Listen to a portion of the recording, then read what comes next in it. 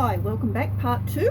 We're now looking at our mould, and I just want to show you how we can check for how thick the clay has set up against the edge. So we're going to take the handle of a scalpel with a nice flat edge on it along here, and we're going to place this flat edge against the spare of our mould. We're going to go directly perpendicular to it, or actually parallel to the wall actually. And we're going to slide it down and then bring it back out to see what thickness we've got built up on this one. So I'm going to just place it hard against it, and then I'm going to slowly lower it and then bring it back out. Not very far at all. And at the moment, where's my camera? You can see that it's only a very small area that's set up. It's a very, very wet day today. This is going to take quite some time, and I wanted to move on for you. So that's got to be 4 times that thickness of clear scalpel at the end there before we drain that out. All right, so that's what we need to worry about there. Now I'm just going to wipe that off, ready to do it again later. Then I wanted to show you 2 other little steps. This one is just purely tip it over and drain it straight back into your bucket, but I have here a teddy bear mold that I've poured just so I can show you how you pour things, how you empty things with small holes. Quite often they get a vacuum seal, so I use this bendy straw and I insert it gently, so I look at what I'm doing. So I've got my mold almost tipped over. Insert it gently, and we don't want to push against the sides. Then blow till the clay comes out. So that's started. Now I'm going to tip it over on my bucket and allow it to finish draining. So back over here, give it a little shake to make sure it's going, and then leave it upside down to go. This is another mold that I just hurriedly poured and emptied so I can show you the next steps. So on here, I've dribbled all over it. I threw it out, so I made a big mess. So what I'm going to do is just a plastic scraper. This is specially designed for ceramics. Have not been able to buy them for a few years, but hopefully they'll be around somewhere in the pottery supplies. We're just going to scrape off all this excess. Now it's not waste. It goes in my little spare bucket over here, and that goes back in and gets remixed in with the clay. So we take off all that excess. I really did make a terrible mess on this one. All the excess. Shouldn't have been so overly dramatic about it. I will wipe the rest of that off with the cloth when we're finished.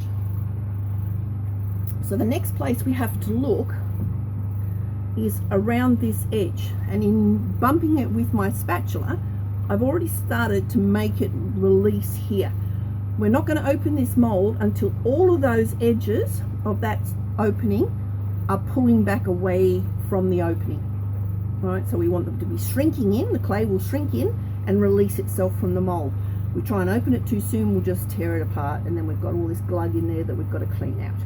So that's what we're looking for it to release a bit like that. That was bumped by my spatula, but that will give you an idea of what you're looking for. You're starting to see that pull away. I'll put that one down. Now, cutting off the plate when you're finished. Another piece I've poured is this holly leaf, sorry. It's going to be a candlestick, so it's got an add-on that goes on, which I'll do in a moment. But on the back here, you can see this is the spare of the mold. Then there's the step, which is the foot, and then that's the rest of your piece. So we're going to use the sharp blade, and we're going to go level and hold it straight level with that step to give us a foot on the bottom of this, all the way around.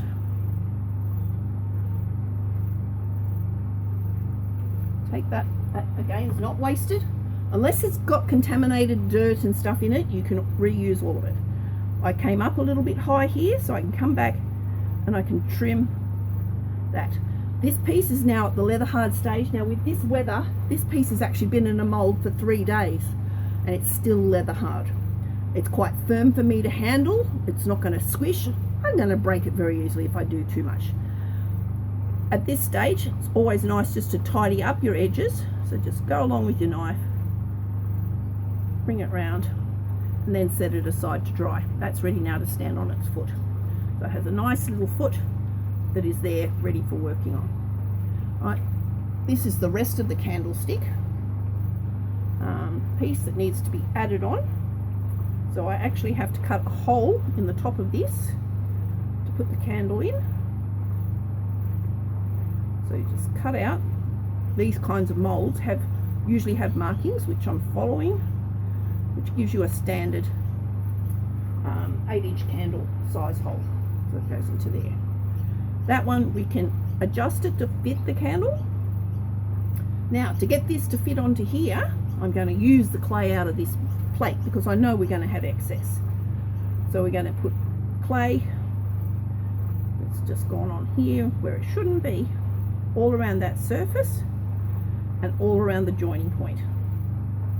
Now while they're wet like this, there's no need to do extra scratching and scoring. So that just gets put on in place and just held.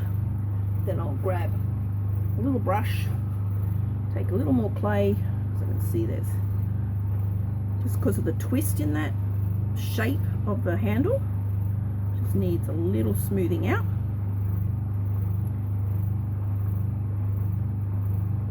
There we go, done. So that's the candlestick poured and the add-on added on. All right, I'll leave it at that because ultimately taking the plate out, you'll have a step the same as that one. And I will be doing more videos. So thank you for that. I was hoping to get this one out this weekend. The weather has been horrible, so at least there'll be something out for you. Thanks for watching.